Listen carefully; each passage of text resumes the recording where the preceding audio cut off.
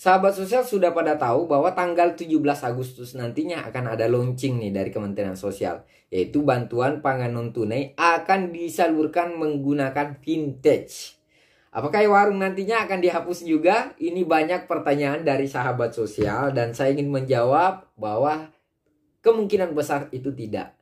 Tenang saja, karena sistem penyaluran bantuan sosial BPNT itu nantinya hanya sedikit ada perbedaan. Makanya disimak dulu, karena pada video kali ini saya mencoba untuk menjelaskan sesuai informasi dari beberapa sumber yang sudah saya dapatkan.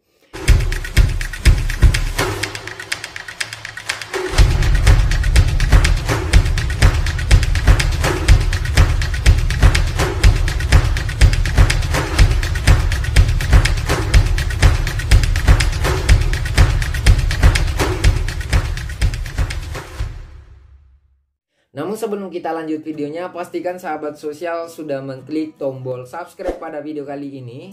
Nyalakan semua tombol notifikasinya agar setiap kami mengupload video-video terbaru, sahabat sosial bisa langsung mendapatkan informasi terbaru mengenai perkembangan bantuan sosial.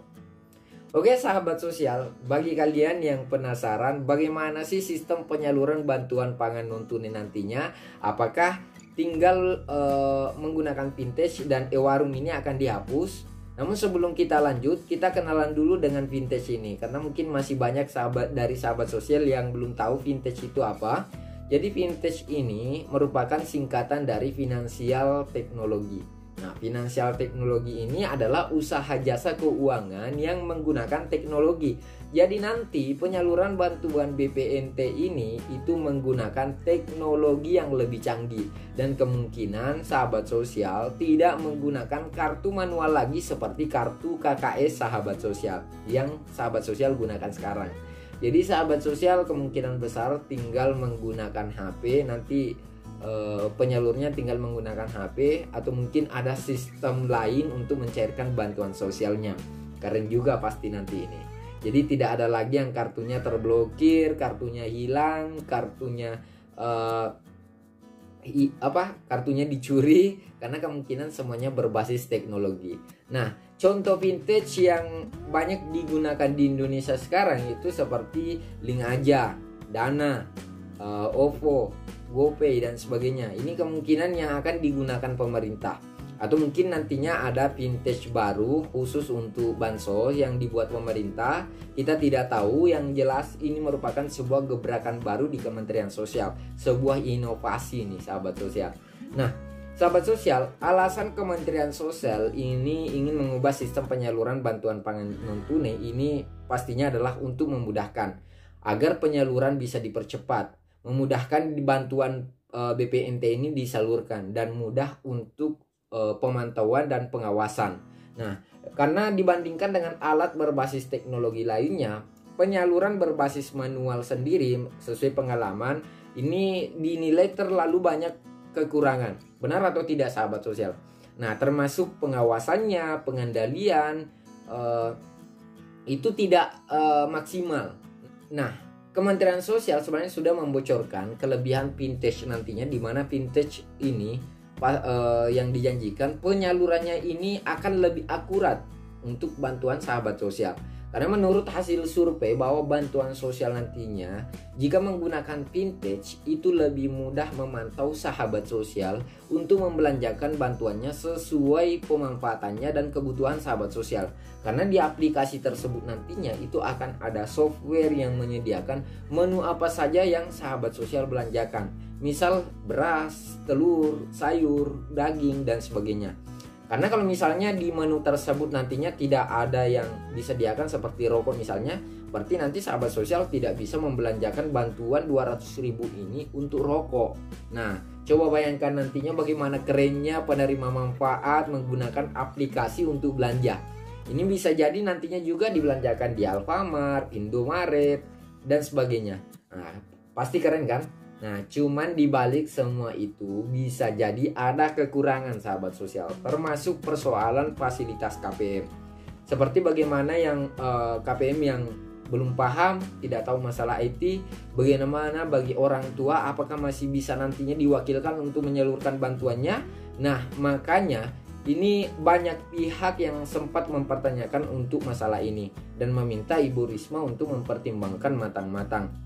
Salah satu pengamat kebijakan publik dari Universitas Trisakti itu Bapak Trubus Rahadiansyah meminta Ibu Menteri khususnya Kemensos untuk mempertimbangkan kembali wacana kebijakan tersebut sebelum diimplementasikan.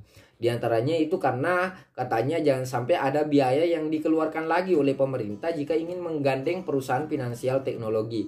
Yang kedua, Vintage belum punya pengalaman sama sekali dalam penyaluran bantuan sosial, apalagi semua di Indonesia ini, daerah di Indonesia ini itu belum memiliki infrastruktur telekomunikasi yang mumpuni. Masih ada yang tidak ada jaringan dan sebagainya. Ketika Vintage ini membantu nantinya, bagaimana pengawasannya? Itu yang sempat dipertanyakan. Jangan sampai menimbulkan masalah baru seperti pengalaman yang pernah terjadi di Kementerian Sosial, ada kasus besar di Indonesia gara-gara bansos. Nah, selain itu Bapak Trubus meminta ini pemerintah mempertimbangkan potensi-potensi penyimpangan ini karena yang tadi kasus yang telah terjadi di Indonesia ini besar sekali penyimpangan bansos karena menggandeng atau bekerja sama dengan pihak swasta. Tapi berbeda lagi nih dari pihak KOR, Bapak Yusuf Effendi. Kalau Bapak Yusuf Effendi ini kayaknya lebih sepakat karena menurutnya justru lebih memperkecil resiko penyalahgunaan bansos karena ini menggunakan teknologi. Pokoknya bansos nantinya itu lebih mudah dipantau karena bisa menggunakan teknologi dan jauh lebih cepat terpantau atau update. Menurutnya sistem teknologi ini lebih mudah untuk mendeteksi kalau misalnya terjadi manipulasi atau ada yang meng-up harga atau ada yang harganya terlalu besar dan bagaimana pemanfaatan untuk KPM. Nah, bagi kalian yang mempertanyakan bagaimana sistem penyalurannya nanti jika dibandingkan dengan sistem penyaluran yang sekarang. Kalau yang sekarang, sahabat sosial mungkin sudah pada tahu penyaluran bansos itu masih berbasis rekening. Transaksinya masih menggunakan kartu. Ada biaya cetak untuk kartu, begitu kan? Kartu KPM sering hilang. Ada biaya pengadaan di edisi di e-warung. Nah, sekarang bagaimana sistemnya yang ke depan? Nah, rencananya sistem penyaluran nanti itu berbasis uang elektronik. Jadi sahabat sosial membelanjakan itu tidak langsung dengan menggunakan uang elektronik, dengan menggunakan Vintage. Nah, selanjutnya itu identifikasinya itu berbasis biometrik. Tapi tantangan untuk wilayah yang misalnya terpencil seperti beberapa di wilayah saya itu tidak terjangkau dengan internet. Nah, ini mesti dipikir bersama-sama. Terus bagaimana cara daftarnya? Apakah nanti KPM yang sudah menerima ini didata ulang atau harus mendaftar kembali? Jadi nanti masyarakat nantinya itu akan didaftarkan atau akan mendaftar sebagai calon penerima bansos terlebih dahulu seperti biasa. Terus nantinya akan ada verifikasi data penerima itu melalui Dukcapil. Dan yang ketiga, pembuatan rekeningnya itu akan terkoneksi dengan Vintage. Dan yang keempat pastinya adalah SP2D yang diterbitkan dan akan dikirim ke Himbara nantinya men-top up saldo Vintage sahabat sosial. Jadi setelah Himbara men-top up saldonya nanti baru bisa dicairkan. Nah, selanjutnya nantinya penerima bansos belanja ke e-warung itu tinggal menyebutkan nicknya saja. Jadi silakan dihafal nicknya tapi jangan dibagi-bagi. Yang selanjutnya e-warung. Nah, bagaimana e-warung membuka aplikasi Vintage dengan memverifikasi data-datanya. Jadi nantinya setelah dikasih nick, e-warung memverifikasi apakah benar yang memberikan nick ini adalah KPM yang bersangkutan. Setelah itu nantinya bansos tinggal disalurkan. Nah, ini kayaknya lebih mudah dan lebih cepat nantinya.